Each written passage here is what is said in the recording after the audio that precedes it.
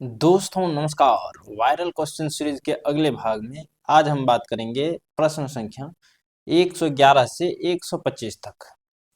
तो बिना समय गवाए शुरू करते हैं। प्रश्न 111 कहता है, निम्नलिखित में से कौन सी संख्या एक घटना की प्रायिकता नहीं हो सकती। तो एक बात याद रख लीजिए, किसी भी घटना की प्रायिकता का मान कभी भी ऋणात्मक नहीं होता है। ठीक है, कभी भी ऋणात्मक नहीं होता है। और किसी भी घटना की प्रायिकता का मान जिसको हम 0 से कम कह सकते हैं ऋणात्मक को, और 1 से अधिक, ये दो कंडीशन में नहीं होगा। किसी भी घटना की प्रायिकता का मान 1 से अधिक नहीं होगा, 0 से कम नहीं होगा। तो 0 से कम ऑप्शन बी में दिखाई दे रहा है, तो ये नहीं होगा। बाकी अगला चेक करने का कोई जरूरत नहीं है। प्रश्न 112 कहता है, किसी वृत्त पर बाहरी बिंदु से कितनी स्पर्श रेखाएं खींची जा सकती है। ठीक है, किसी वृत्त पर जो है किसी बाहरी बिंदु से, मान लीजिए ये बाहरी बिंदु है, इससे कितना स्पर्श रेखा खींच सकते हैं। तो ये हम बताए थे, बहुत बार बता चुके हैं कि किसी बाहरी बिंदु से किसी वृत्त पर अधिकतम 2 स्पर्श रेखाएं खींची जा सकती हैं। कितनी? 2। Option B. प्रश्न 113, सबसे छोटी भाज्य संख्या और सबसे छोटी अभाज्य संख्या का मौसो। ठीक है, तो सबसे पहले जानिए कि सबसे छोटी भाज्य संख्या क्या होती है। तो सबसे छोटी भाज्य संख्या होती है 4। सबसे छोटी भाज्य संख्या क्या होती है? 4। और सबसे छोटी अभाज्य संख्या होती है 2। अब इसका मौसो वाला है तो 2 और 4 का मौसो 2 दूनी 4। ठीक है, अब भाज्य संख्या का परिभाषा याद नहीं है तो आप एक क्लास में एडमिशन करा लीजिए, क्योंकि क्लास 1, 2 या 1 में है ये बात। ठीक है, ऑप्शन बी। प्रश्न 114, 1 प्लस 10 स्क्वायर थीटा बराबर होता है। तो एक सूत्र बताए थे, sec square theta minus 10 square theta बराबर 1। ये माइनस में है, उसको उधर टपाएंगे प्लस में, इधर बचेगा सेक स्क्वायर थीटा बराबर 1 प्लस 10 स्क्वायर थीटा। तो 1 प्लस 10 स्क्वायर थीटा किसके बराबर? सेक स्क्वायर थीटा के। Option A. प्रश्न 115, बिंदु -3, -5 किस पाद में स्थित है। तो इसका हम बहुत बढ़िया बताए थे ट्रिक, और यहाँ से हर एक वर्ष एक क्वेश्चन आपको देखने को मिलेगा कि पहला में जो है, जो प्रथम पाद होता है, इसमें दोनों प्लस होगा, और दूसरा में x का मान माइनस और दूसरा प्लस। ठीक है, फिर तीसरा पाद जो होगा उसमें दोनों हमारा माइनस होता है, और चौथा में x का मान प्लस और y का मान माइनस। इस तरह से। तो यहाँ पर देख लीजिए, दोनों हमारा माइनस में है, तो कौन सा पाद? तृतीय पाद। Option C. प्रश्न 116, 2 cos स्क्वायर 60 डिग्री। तो 2 गुना cos 60 होता है साइन 30 के बराबर, यानी 1/2। स्क्वायर है तो स्क्वायर, तो 2 गुना 1 का वर्ग 1, 2 का वर्ग 4, 2 से 2 बार में जाएगा तो 1/2। ये हमारा उत्तर, ऑप्शन डी। प्रश्न 117, निम्न में से किस द्विघात बहुपद के शून्यकों का योगफल 3 और गुणनफल जो है 10 है। शून्यकों का योगफल मतलब अल्फा प्लस बीटा दिया है 3, और गुणनफल का मतलब है अल्फा इंटू बीटा दिया है 10। तो एक सूत्र होता है बहुपद निकालने के लिए, डायरेक्ट ऑब्जेक्टिव बनाने के लिए काम आता है, x square minus alpha plus beta into x into a plus alpha beta. ठीक है, तो x square minus alpha plus beta का मान दिया है 3, तो 3x plus alpha into beta का मान दिया है 10, तो 10 रख देंगे।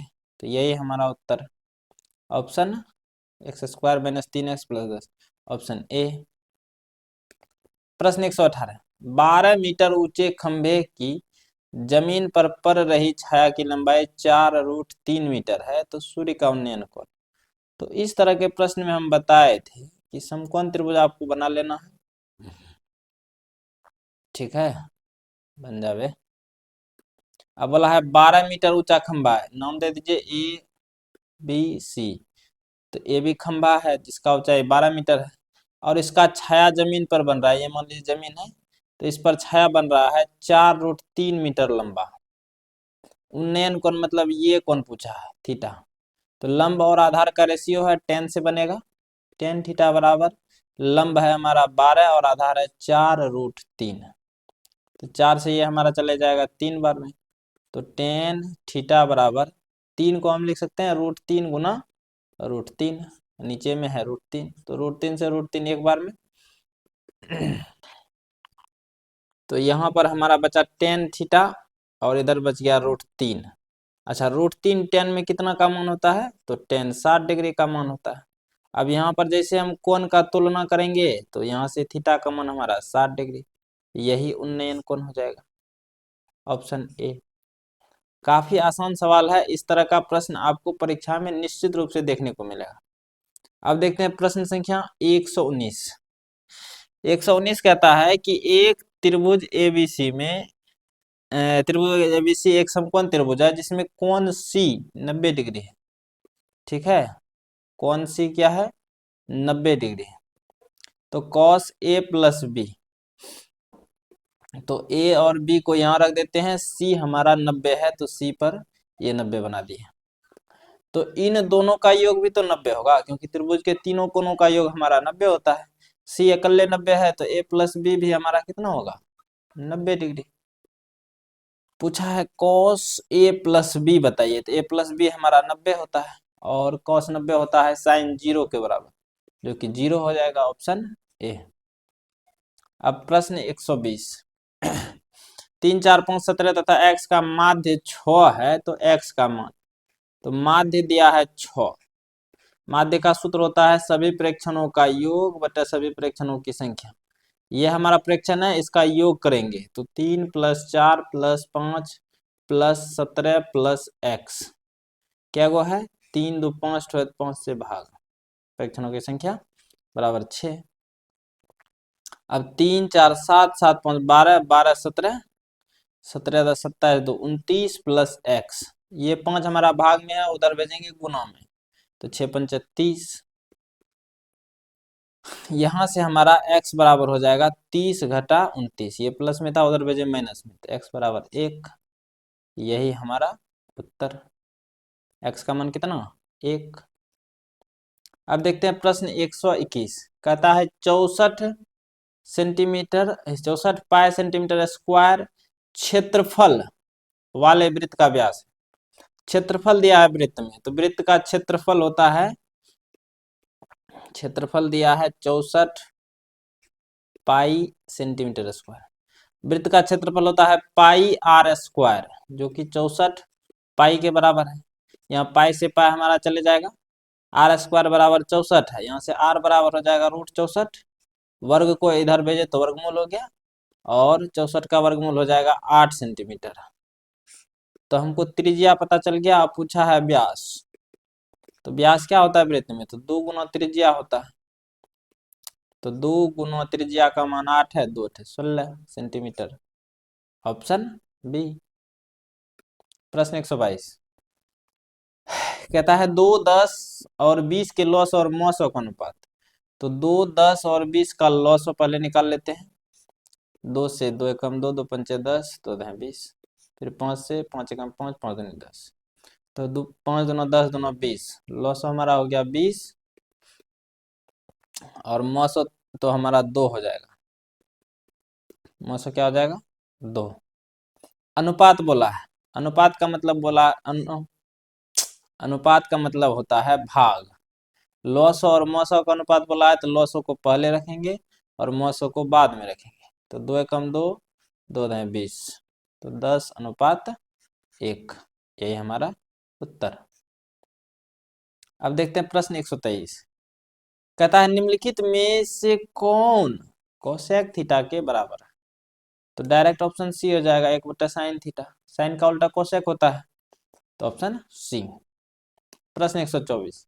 यदि 2 sin थीटा बराबर 1 तो 3 cot स्क्वायर थीटा प्लस 3 का मान होगा। तो यहाँ से सबसे पहले हम थीटा का मान निकाल लेते हैं। दिया है 2 sin थीटा बराबर 1, तो sin थीटा बराबर हो जाएगा 1/2। यहाँ पर गुना में था, उधर भेजे भाग। अब साइन में कितना का मान होता है? 1/2, तो बोलोगे सर 30 डिग्री। हाँ, तो यहाँ से कोण का जब तुलना करेंगे तो थीटा का मान हमको 30 डिग्री पता चल जाएगा।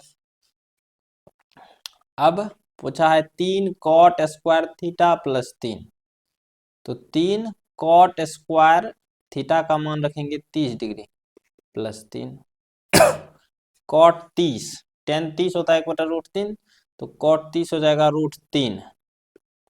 √3 का वर्ग प्लस 3, तो 3 गुना √3 का वर्ग होता है 3 प्लस 3, तो 3 तिया 9 प्लस 3 कितना 12, यही हमारा उत्तर। 3 तिया 9 होता है, 9 प्लस 3 12, ऑप्शन ए। प्रश्न देखते हैं 125, असंभव घटना की प्रायिकता क्या होती है? तो असंभव या अनिश्चित घटना की प्रायिकता हमेशा 0, और संभव घटना की प्रायिकता या निश्चित घटना की प्रायिकता 1, तो यहाँ असंभव पूछा है 0। तो 125 क्वेश्चन लगभग कर चुके हैं, तो उम्मीद है कि आपको बेहतर समझ में आया होगा। आज के लिए दीजिए मुझे इजाजत, अपना ख्याल रखें, बड़ों का सम्मान करें। जय हिंद, जय भारत।